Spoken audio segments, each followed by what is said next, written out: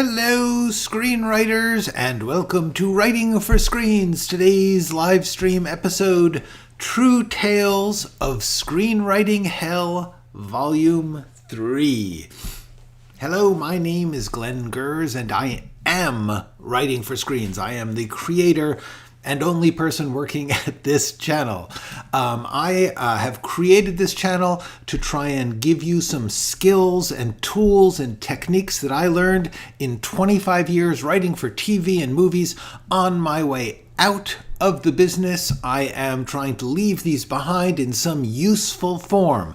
I do not have a system, I do not have a theory, I just have some things I've worked out for myself during this time that I think are valuable and that I think no one else is really talking about. So what I've tried to do is put them into lessons. This is a little screen capture of the first page of the channel, and if you look down, the first 3 playlists are called Screenwriting Essentials, Screenwriting Tools, Skills, and Craft, and the Process, Being a Writer. This is where I beg you to go if you have questions. Please take a look. Each one of these little videos that are about 10 to 12 minutes tops, each one has been crafted in order to just give you a whole bunch of ideas, tricks, tips, skills, insights that might be useful on a particular topic. The topic is the title and the thumbnail, so you cannot miss it. You look through them, you'll see character, dialogue, flashbacks, genre. I have given you everything I can think of to get you started, assuming that you are going to take some of it and toss some of it, because everyone has to figure out their own thing. A lot of what I could be telling you is stuff that you will be glad you learned because you now know what you don't want to do. That's okay. Everyone has to figure out their own way of working that's really productive and healthy, and they have to figure out their own style, their own goals, their own reality of what they can and can't accomplish at any given time. Every artist, that is the actual job of an artist that people don't talk about. They say the job of the artist is making the art, but it's also about figuring out how to do your art amongst all the myriad possibilities, which are pretty much infinite. So today we're going to talk about some true stories from my experience or experience of people I have known or read about, to talk about the experience of working in the film industry and the TV industry in Hollywood. This is not universal. It is just some things that I think might be useful to you, because really, the whole point of this is not gossip. It is not me venting. It is me saying, when you go out there, you are going to run into these things. And for me, I was shocked and pained to run into them. So I'm going to try and tell you that you are going to run into them so that you will be less shocked and pained and can figure out what you want to do about it. There's no right or wrong about what you're going to do about it. Let me catch up on some of these hellos. Hello, Jas Paul, our first up. Hello. No, you were first. Hello, Nathan. Yes, I am way above the water. Thank you very much. I am in Los Angeles. We got a lot of rain over the weekend, but we're okay here. Hello, Sonia. Happy Wednesday to you, Doug. Still raining where Michael is in California. It's supposed to rain again a little this afternoon, but I'm okay. Thank you very much for asking. There are people I know whose houses are in danger of falling down because of the rain, but I am very luckily not. Hello, Maritletoso.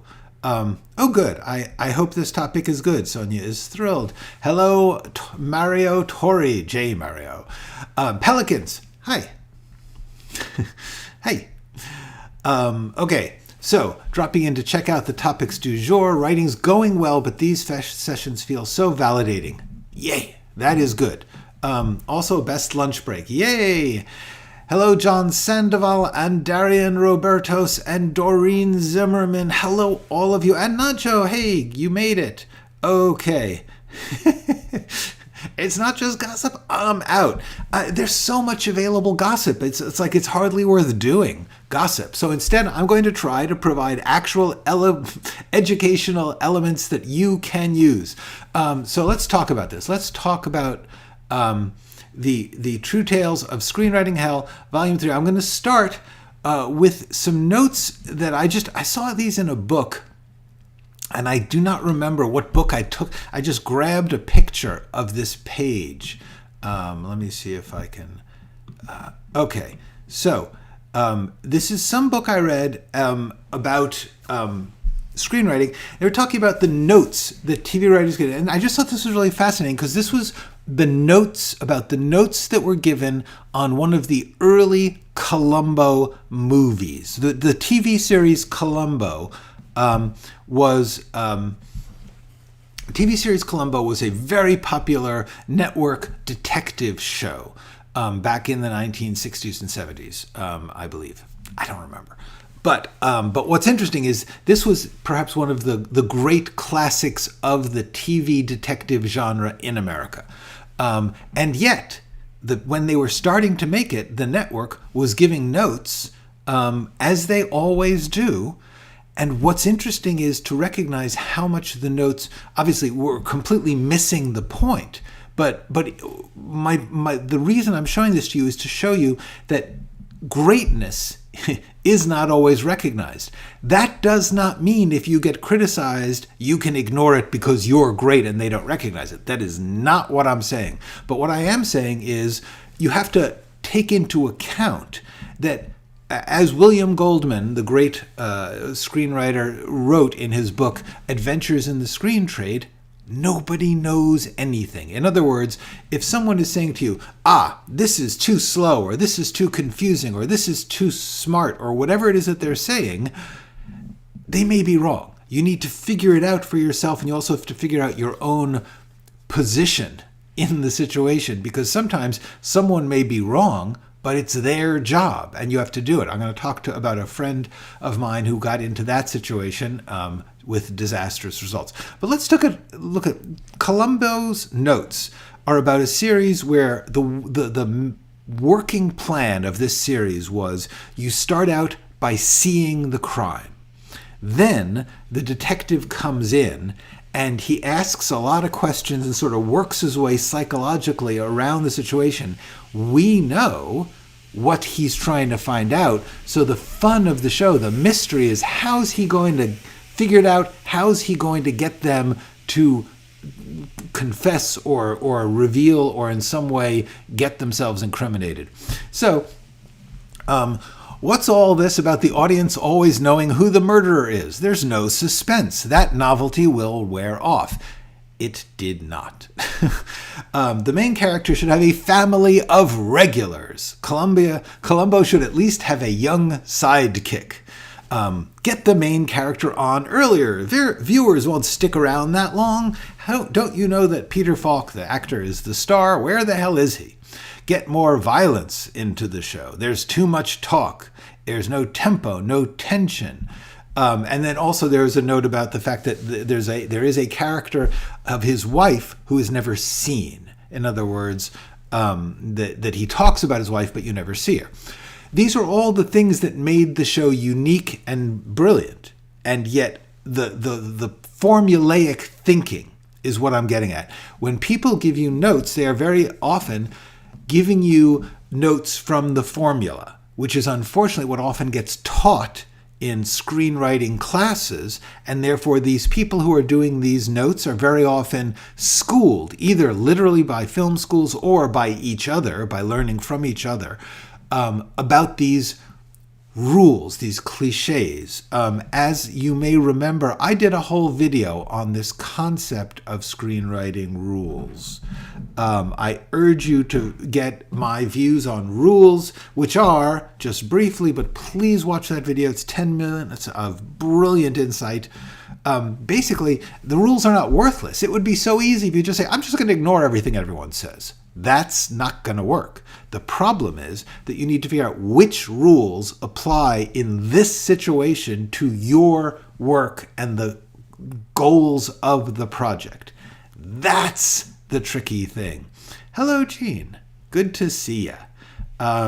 Okay, and I'm glad that you are okay for now, John in San Diego. All right. So the point is, with these notes, with these dumb notes, which, by the way, there's plenty on the internet. You'll see, like, there's actually somebody showed a page of notes from the movie for the movie Network. Patty Chayefsky wrote the movie Network. Brilliant, legendary, brilliant script, torn to shreds by the executives who read it because they did not get it. Because you can't always get the new thing, the breakthrough, or even just the quality, because very often quality breaks some rules. I am not here, and you will see as we go on, I am not here to say, gee, the people who are running these companies are dumb and everybody who works in Hollywood is an idiot and only I know. That is a bad attitude to have because nobody knows anything. The writer doesn't know any more than the executives. The writer may know they don't know. That's the nice thing. But they may often have to lie to the executives and say, I know, when in fact they know they don't.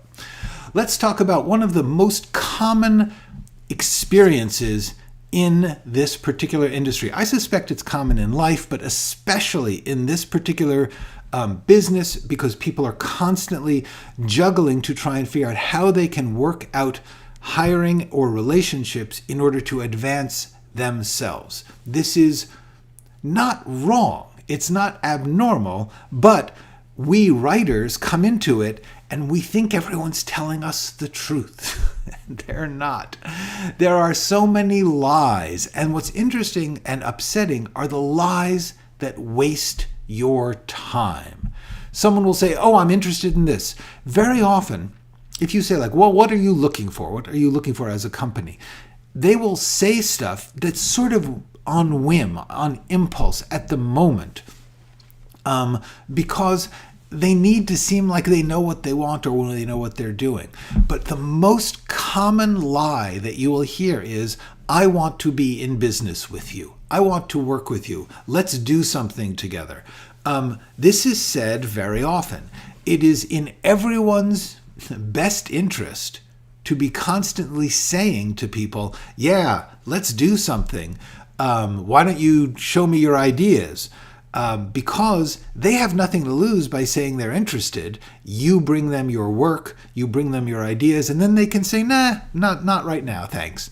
The problem is that writers get so hungry that they believe all of this, and they very often go out of their way. First of all, I hate to say it, but I know people who have done things like, bought houses or moved across the country or things because someone said, oh yeah, we're going to do that, until you have a signed contract. And even after that, you cannot be sure that anyone's word will become action.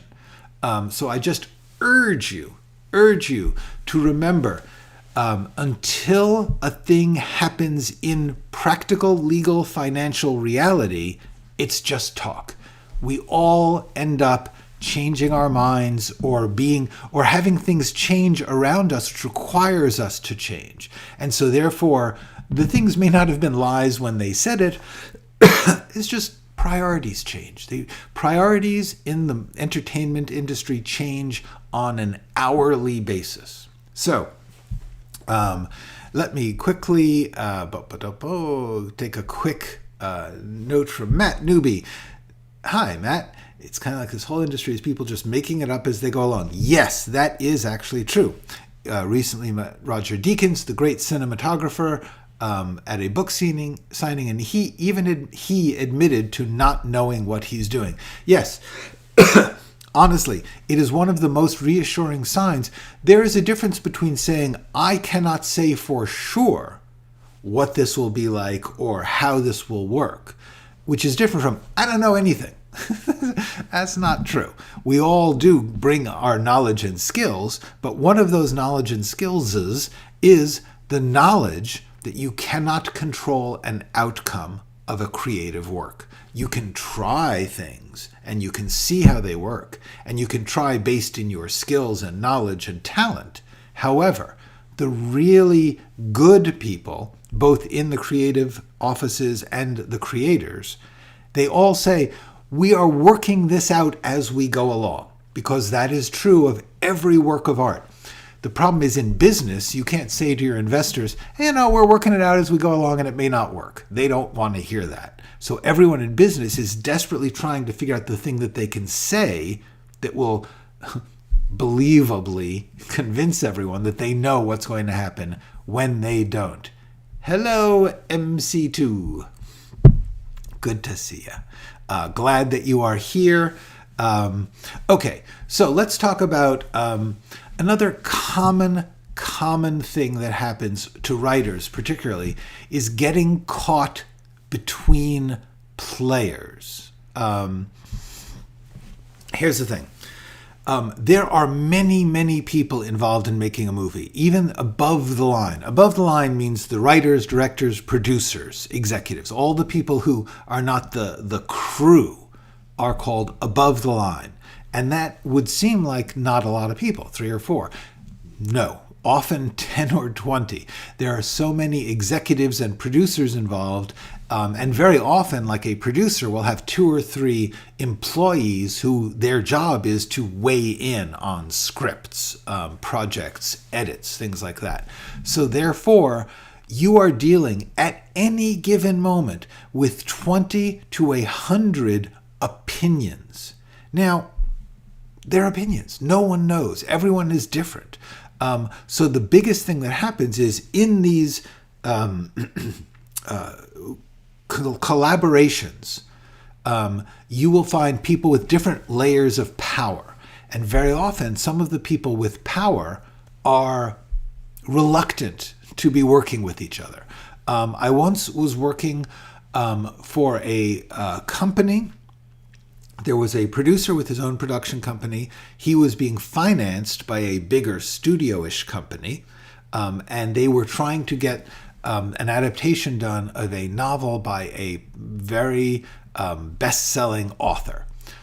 So there was a lot of layers of power going on here because the author's blessing was necessary. They needed the author to support the project. And the author was rich and powerful and had no reason to care if Hollywood made another bad movie of his works, because they had made a lot of bad movies of his works. And so he was very invested in making sure that his book was represented truly.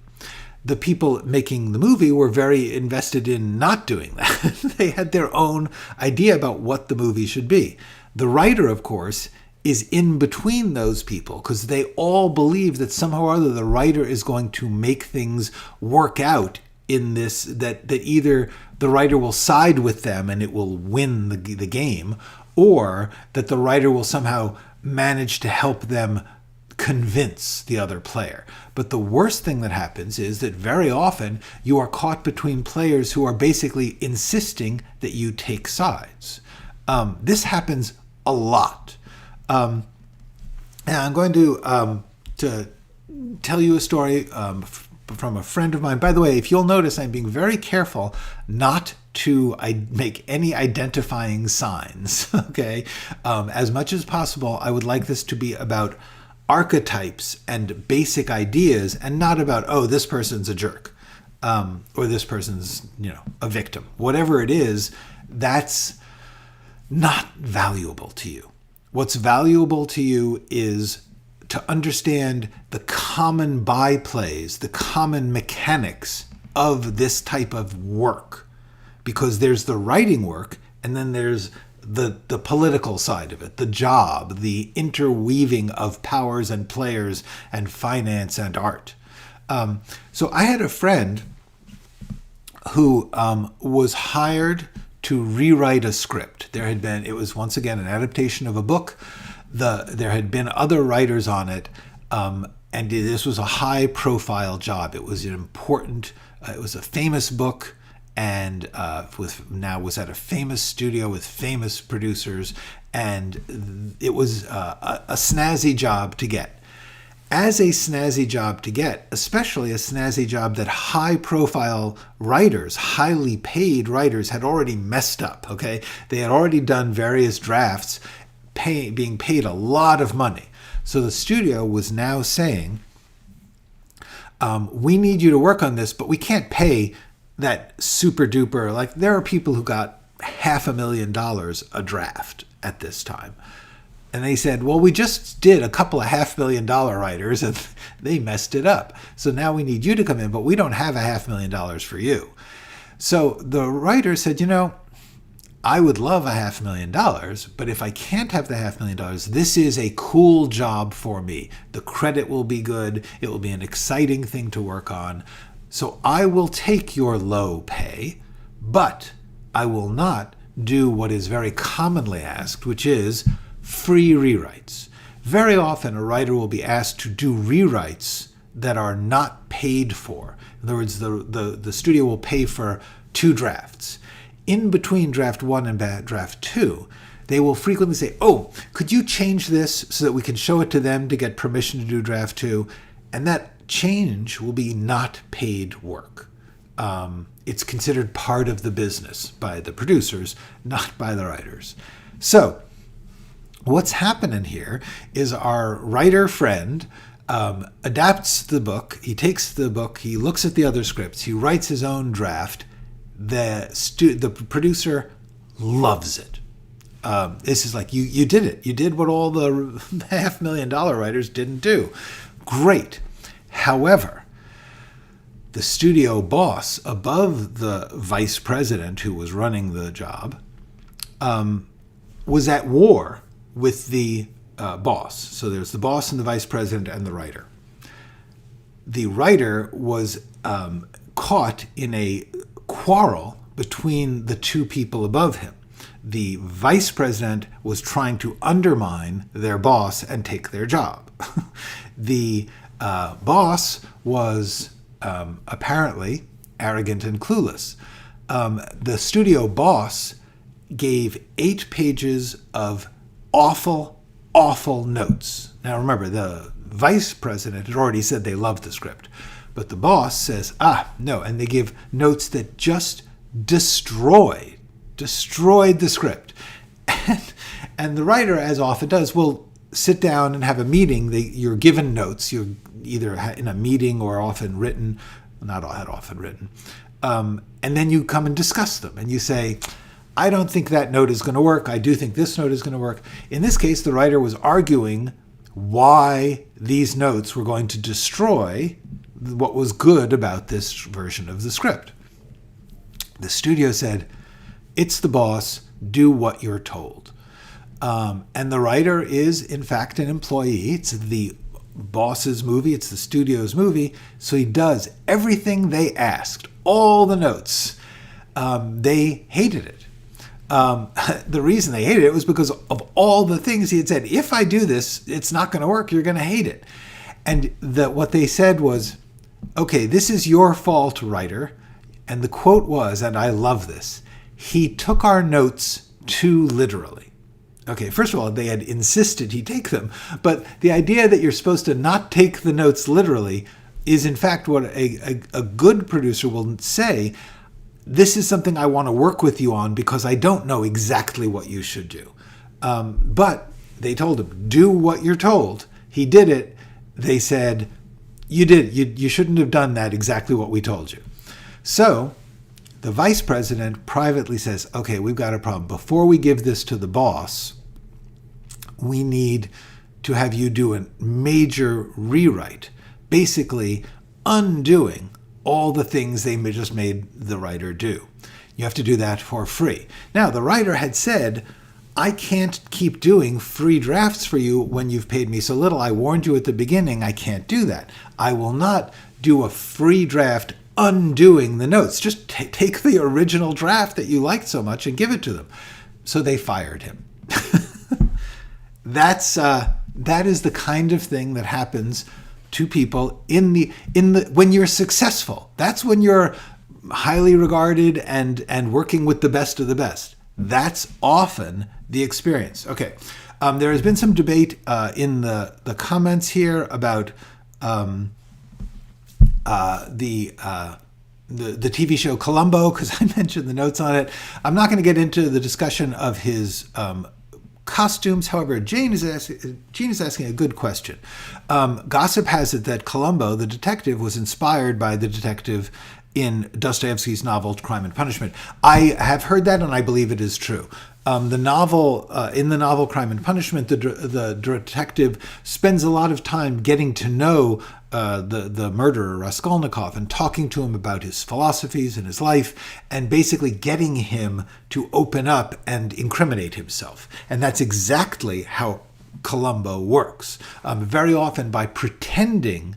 Columbo often pretends to be confused or ignorant about things in order to get the other people to not feel threatened by him.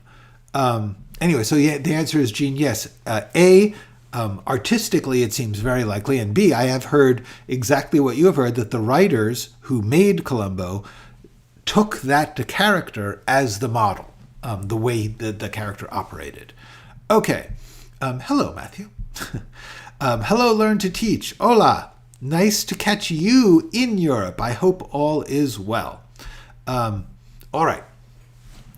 Another experience, and I may have told these stories before, but they kind of merit talking if I have not, is when the boss is out of the loop. I had 2 jobs go terribly wrong because entertainment companies are, of course, like any corporation, hierarchical. There is a big, powerful boss, and then there are sub-powers underneath, like a little family tree. It spreads out, and that often is a large triangle. Sometimes it's just 2 or 3 people, but mostly it's more. That person at the top will only meet with their immediate crew. They don't generally do a lot of the day-to-day work. They come in, they say, this is the kind of thing I want to do. This is my values. You guys go out and find those scripts or get those scripts made and bring them to me. So then the crew, the employees, the various executives and vice presidents and producers will come to the boss and say, okay, we have a weekly meeting. We're going to talk about these projects that we think you'd like. And the boss then says yes or no to those, asks questions, talks about them, and then they leave the boss alone while they go and do the work, and then they bring it back to the boss. So the boss is only dropping in every once in a while on these projects. So in 2 projects, I had a case where someone brought me they said, okay, we have an idea that we want to do. And they hired me to work on their idea. In both cases, there was an existing property. There was a book or an existing script. In the first case, it was a novel. And this one I don't mind saying because I'm glad to see that she's actually finally getting done. There was a novel by a novelist called Tananarive Due, which was about black vampires. And this was 25 years ago. At which point there was a vampire fad. And what was really interesting was that the author was using a vampire culture to explore African American and African culture. It was a way to use a genre to get into other social and emotional issues. It was really a good idea. It was not a good idea to hire me to do it in many ways, but at that time they simply weren't. If you had a black story, you hired a white Jewish guy to write it. I'm not going to. I was not in a position in my life to say no, give that to someone else. If someone offered me a book and they were going to pay me to adapt it, and I had a way to adapt it, I took the job. So I did take the job because I thought it was a terrific story, and I thought I had a good way to adapt it into a movie. And in fact, I did. And the executives, the producer and the creative executives, all agreed. We worked on it together. I wrote some drafts. I did some rewrites based on their notes. And they said, you did it. You turned this novel into a script that we think is good. We're going to try and get it made. That's the level that you want to get to.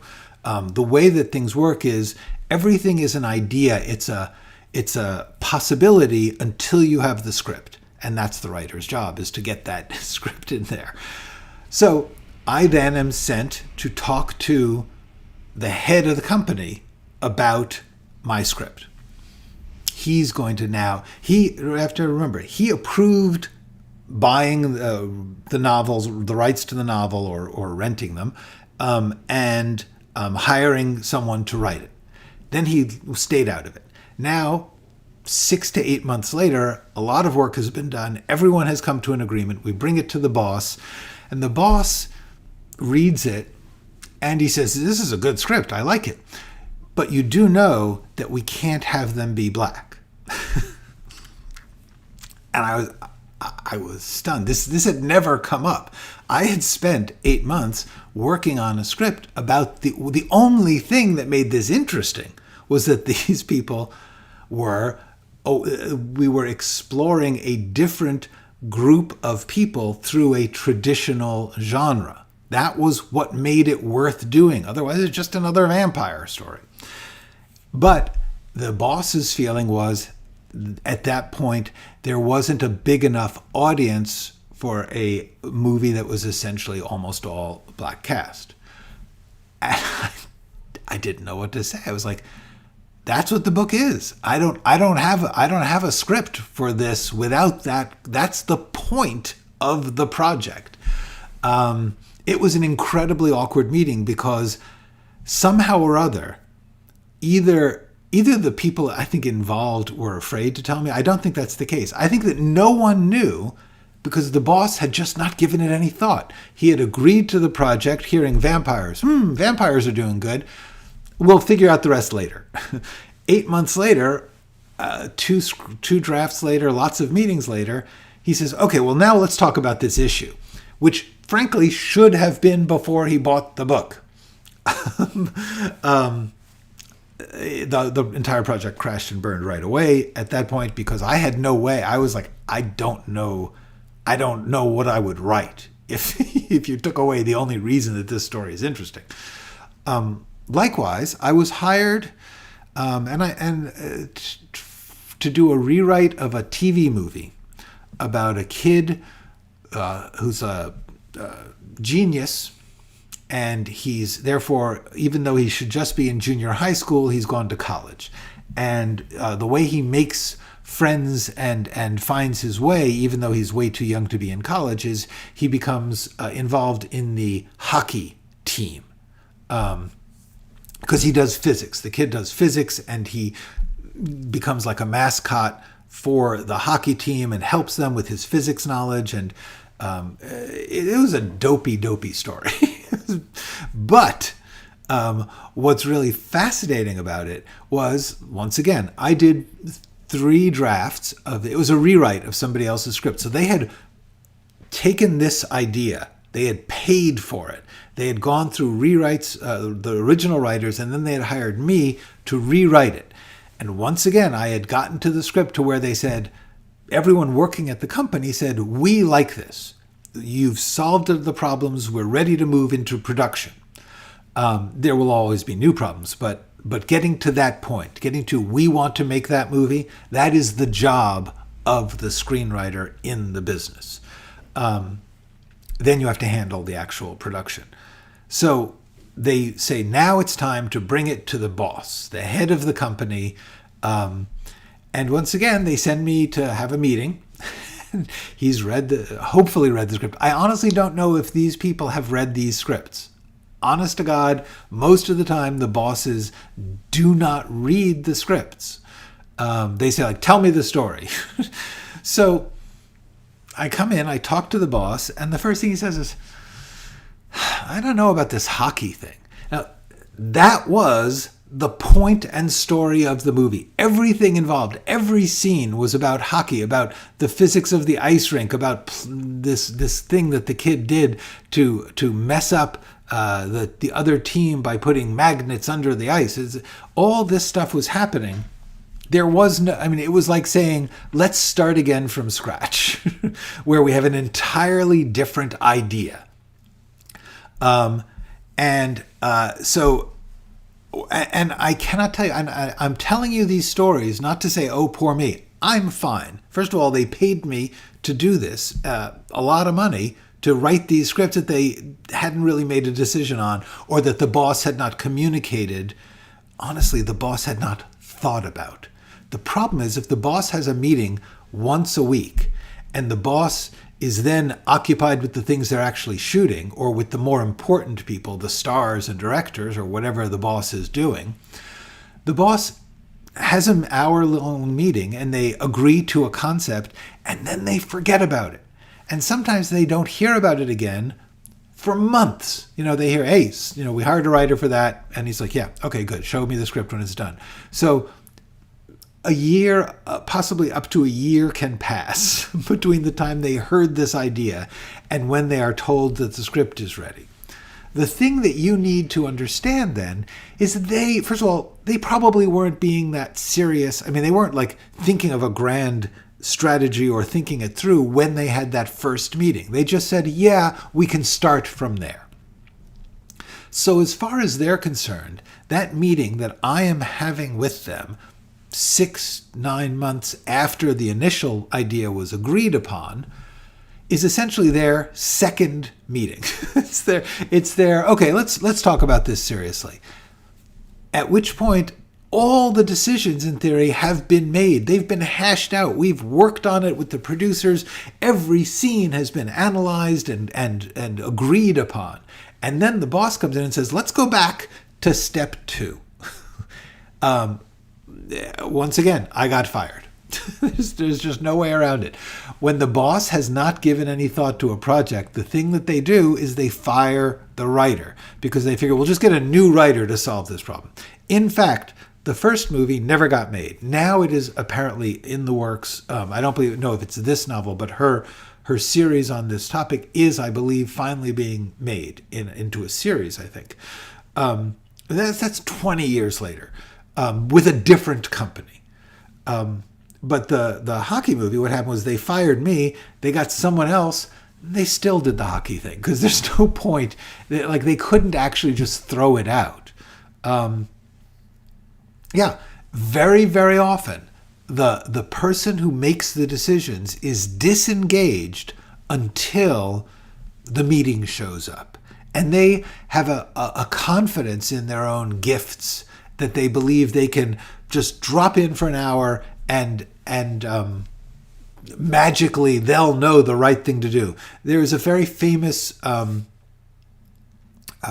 insight into old Hollywood. For a while, Hollywood, the studios, owned the theaters. So there was no force countervailing them. They were the only suppliers of the number one product in entertainment for about 30, 40 years. As such, they thought they were geniuses because anything they did well. The reason that anything they did well was some of it was good and a lot of it was crap, but it didn't matter because it was the only source for movies. So therefore, people wanted to go to the movies. They went to all the movies. The people who were running the studios thought, we must be geniuses. They're coming to our movies. As soon as they lost the monopoly, they stopped being geniuses and almost all of them fell out of the business. Anyway, my point is, people in the business very often overestimate their own gifts, included. The main problem about this is the boss is often out of the loop.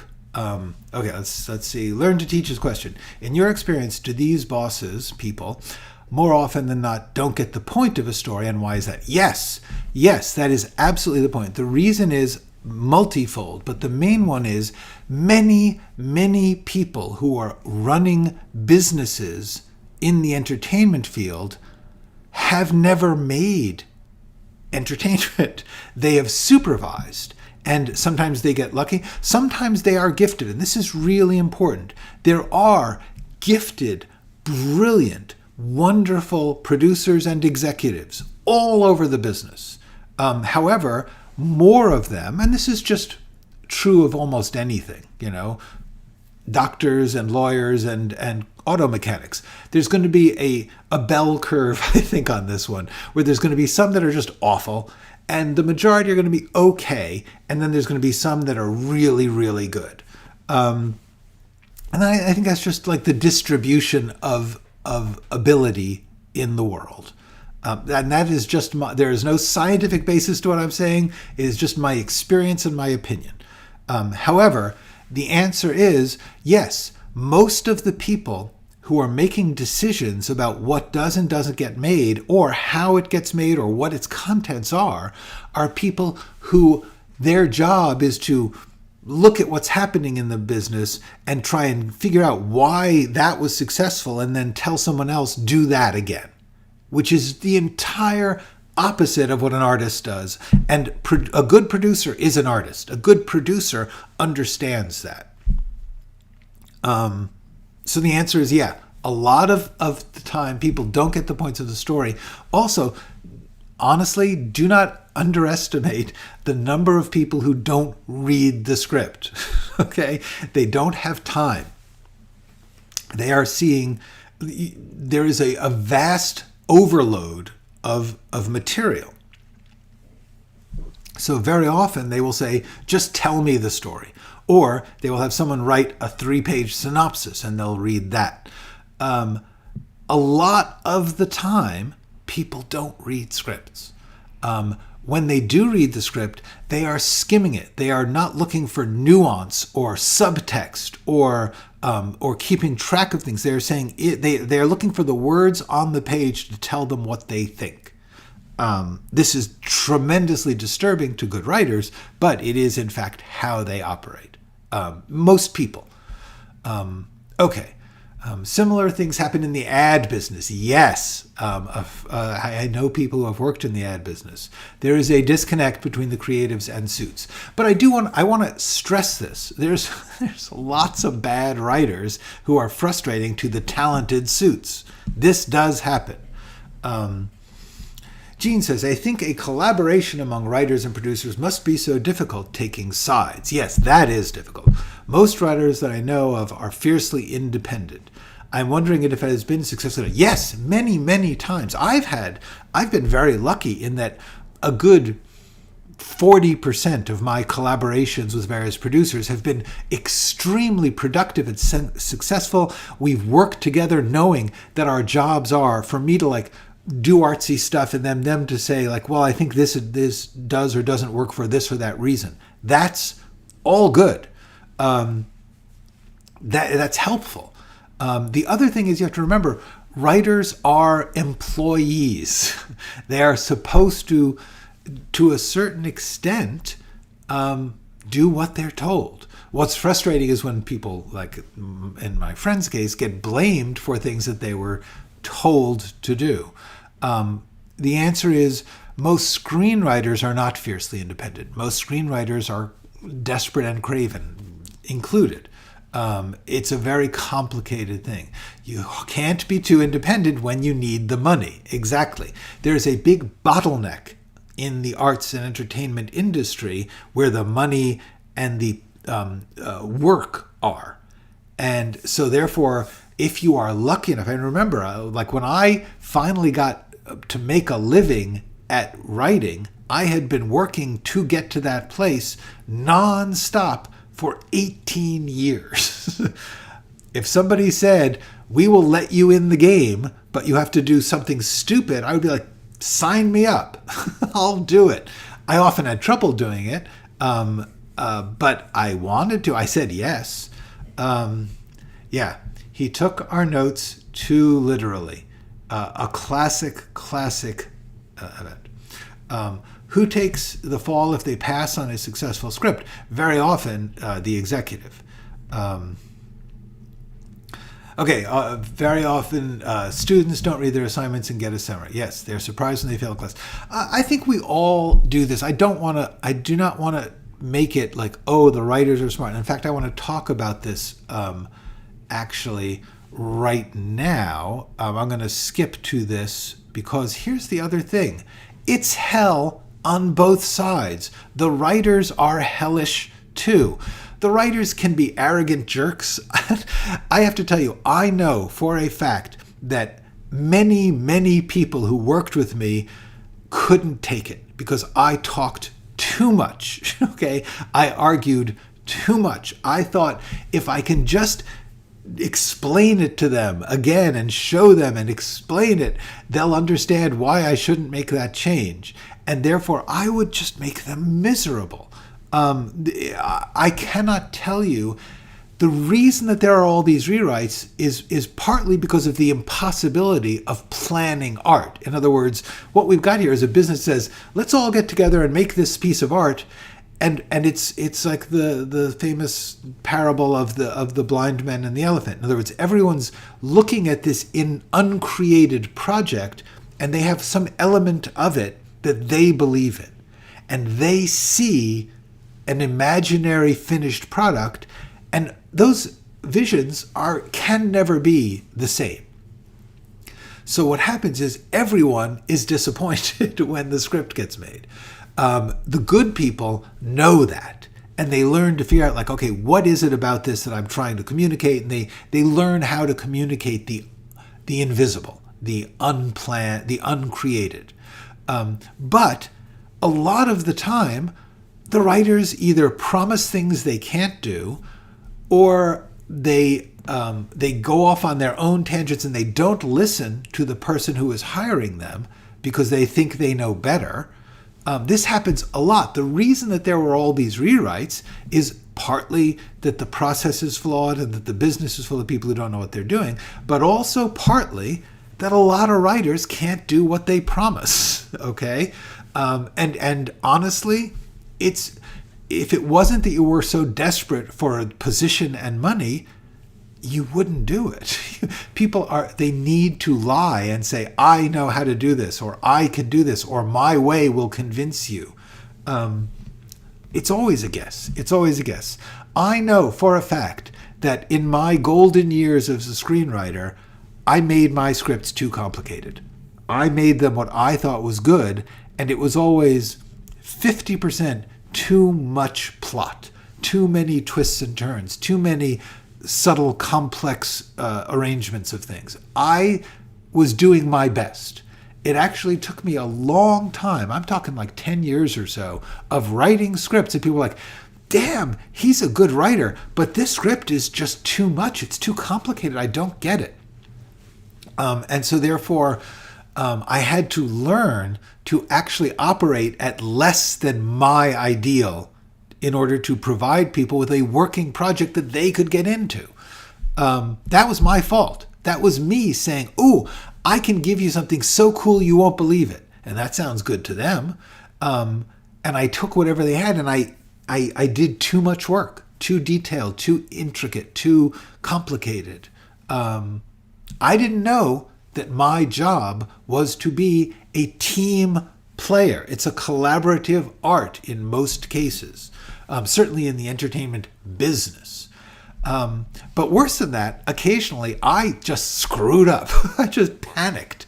One of the things that I had this job, a producer I worked with who I liked a lot and who liked me, and I had done well with them. And so they said, I've got an idea. And they had this concept, a clever concept, that they had done like a little 2-page synopsis for. And I fleshed that out into a full story pitch. And we took it through layers of producers and executives at a studio. And this is rare, but I got notes on the pitch from one executive, and they said, we'll take it to our boss, but you have to rewrite the pitch. I did this, months of work. Everyone's getting excited because I'm coming up with a story that they think is really great. I finally meet the big boss. I pitch him the story. He buys it in the room. The famous thing you all want, which is you go to a company and you work your way up until you pitch your idea or your story to the person who can say yes or no, and they say yes. That's often the beginning of a horrible experience, but that's the game. That's getting in the game. that afternoon, I panicked. I just had a panic attack, honestly. And what I thought was, I'm not sure I know how to write this story.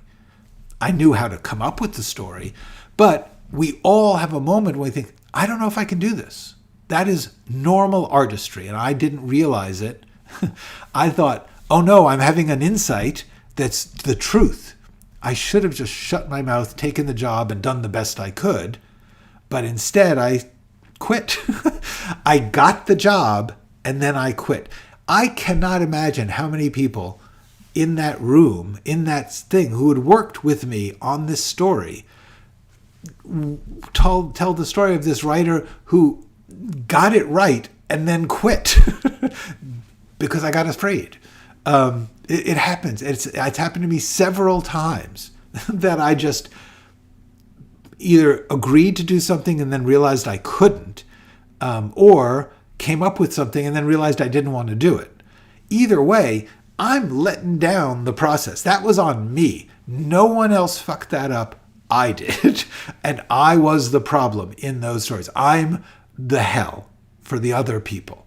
And I think it's very important to recognize when I was given rewrite scripts, like I was hired to rewrite other people's scripts. That was the majority of my working life.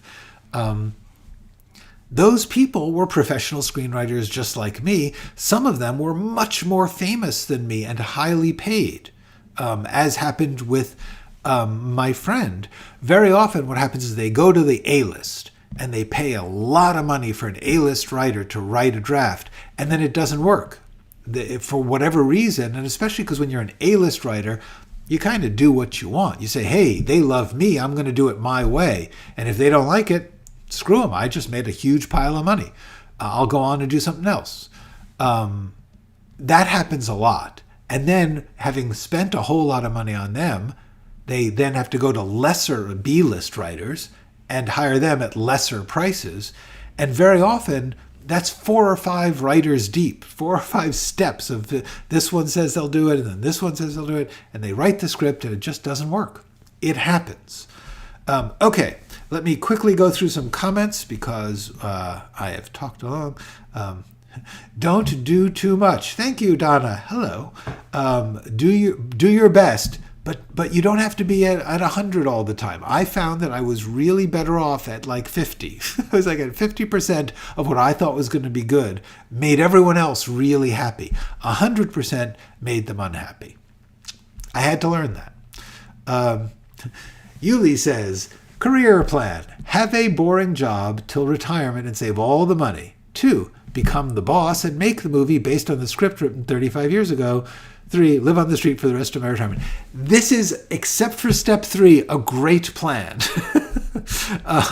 Honestly, my belief is that I've said this often, the industry, the working as a writer in the business, it's a job, and you have to learn how to do that job. And you have to take your talent and your skills and learn how to apply that to a neurotic, unstable, difficult, weird business that you're going to be an employee of. If you want to just do what you want, don't do it there. Your job is to be a team player. It's just that simple. That is part of being a professional screenwriter.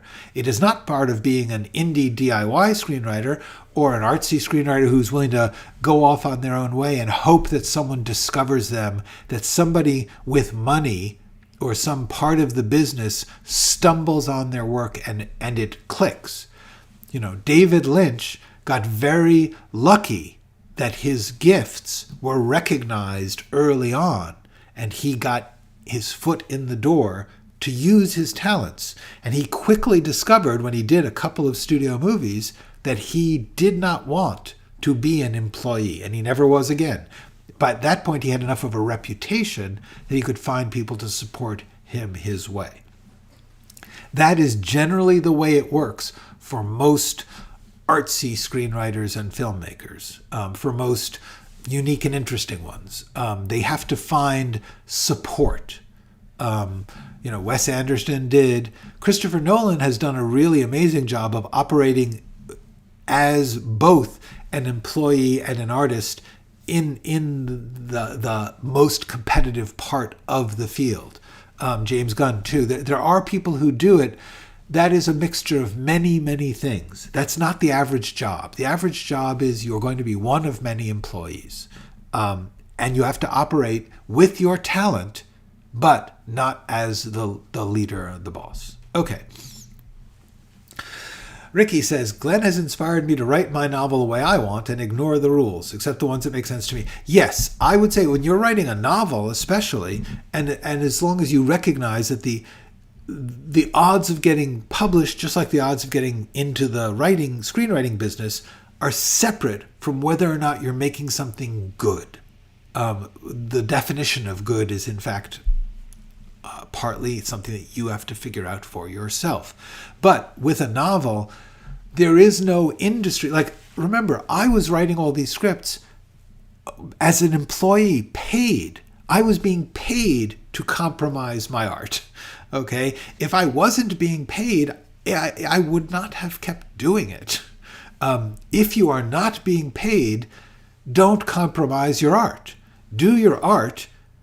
If nobody's paying you, you might as well do it the way you see it being. Okay. Was there an eye-opening moment when you realized your scripts were too detailed or to come gradually to you? Okay, here's the saddest thing, and this is repeatedly true about me.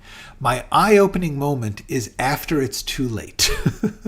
I figured that out 5 or 10 years after I had written those too complicated scripts and had those jobs. I stopped getting those jobs. And I thought they were wrong. I thought they just didn't get it. And then I started to compromise more because I had to. And like I said, I started to operate at 50%, not because I'd had an eye-opening moment. I just thought, they don't get it. They're wrong, but I have to do what they want because they're in charge, but they're wrong. The eye-opening moment was 10 years later when I happened to reread one of those scripts, and I went, oh my God, they were right. It was too complicated. I was wrong. There's no doubt about that. They're fabulous scripts. They're ornate and challenging and brilliant and not right, not good for what they were supposed to be doing. I was wrong, but I didn't know it then. Likewise, working on TV shows, I worked and I thought my job was to be unique and not a team player. And it was only far later that I learned, basically on my way out of the business, I was like, oh, I should have been more. I had a friend who hired me and I got to have a safe space to learn. And I learned that I should be more of a team player. Too late. Should the director have a say with the disagreement between a studio and a writer? The problem is that almost all of these times, there is no director yet. The whole point is that these are jobs that are done in order to get a script that they're going to send to directors. They haven't got a director involved yet. If there is a director involved, yes, they get a say. Okay. Jovanovic 3D says, hi from Slovenia. I have a small request. Can you make a stream about short story writing? I cannot because I don't know how to do it. I have written only a handful of short stories in my entire life. I cannot. But what I can do is recommend a book. A Swim in the Pond in the Rain, in which 4 Russians give a masterclass on writing, reading, and life by George Saunders. This is an analysis of 4 Russian classic short stories, and in which George Saunders, who's a great short story writer himself, explains the basics of writing. Also, George Saunders has a Substack. Go to Substack, type in George Saunders. His name is right there. I think it's called Office Hours. Anyway, that's where you're going to get good advice on that. Okay. The Gene says the great story about the black vampires. It is sold. that novelist who I was adapting continued to write a series of novels based in that that coven of vampires and that world. That has been picked up and I believe is being adapted into a TV series, which is great. I am thrilled. I wish I was involved because it's cool, but what are you gonna do? There is a process in learning, and there is ignorance and entitlement. Yes, it's comforting to hear this. Yes, that's actually my point here. My point is not to go. So many writers and people in Hollywood spend their whole time saying, if only everyone had listened to me. That is not my point. My point is to say to you, A, we're all a mess. Everyone involved in this, okay? Everyone involved in this process, they're hell on both sides, okay? The writers can be hell to the executives and directors and everybody else, okay? What I'm saying is, it is important for you as an aspiring writer to recognize that this is the common experience of doing this job. Just like if you were, lifting cartons at a warehouse, someone would tell you it is a common experience to not lift with your back, but lift with your legs, or wear gloves or whatever it is.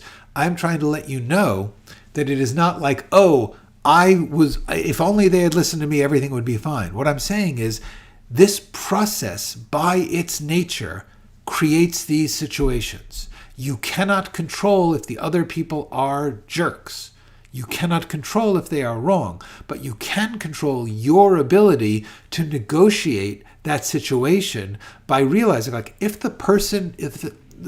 I had cases where there was a conflict between two powerful players, and I was less powerful, so I was going to be fired. And what I said to each side very clearly is, I cannot solve this. You two are more powerful than me. I am not choosing sides. You guys have got to figure it out and then tell me what to do. That was one way I handled it. There were other times when I did choose sides, but you need to know that there's sides to be chosen, and you need to recognize that when you choose a side, you're taking a risk. You may get fired. That could happen. But at least you have to understand that is what's going on. That is the work conditions are that. Okay. Ricky can relate to the panic. Yeah, I wish the older me could go back and say, because it would have been cool to write that project. It would have been a good thing, and I walked away from it because I didn't have faith in the things that I am now teaching. I learned these things that I am now teaching after I had lost that job, after I'd lost a bunch of jobs and done a bunch of things. I was still talented. I was still good.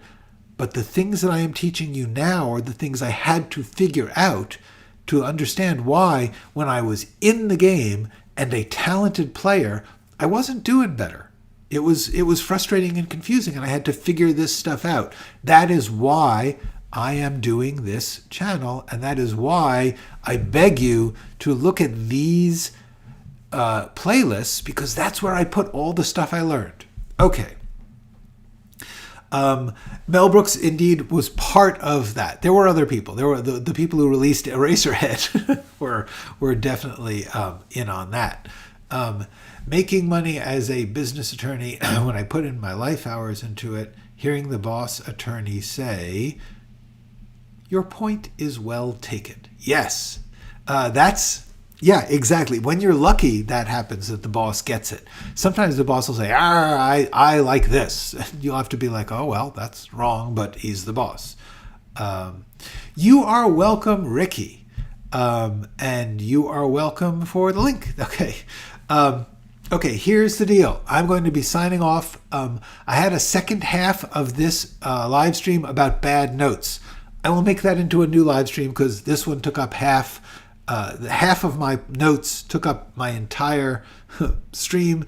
So I'm going to use my other ones for a part 4 of this series. Okay, you are welcome, covers. It is great to be here. Thank you, MC2. I am glad to have you say hi. I really appreciate all of you here. I'm hoping this is helpful. I am going to sign off and see you next week. Maybe I'll do the other part of this. Maybe I'll do something else and come back to this another time. In the meanwhile, I really hope that you go write something.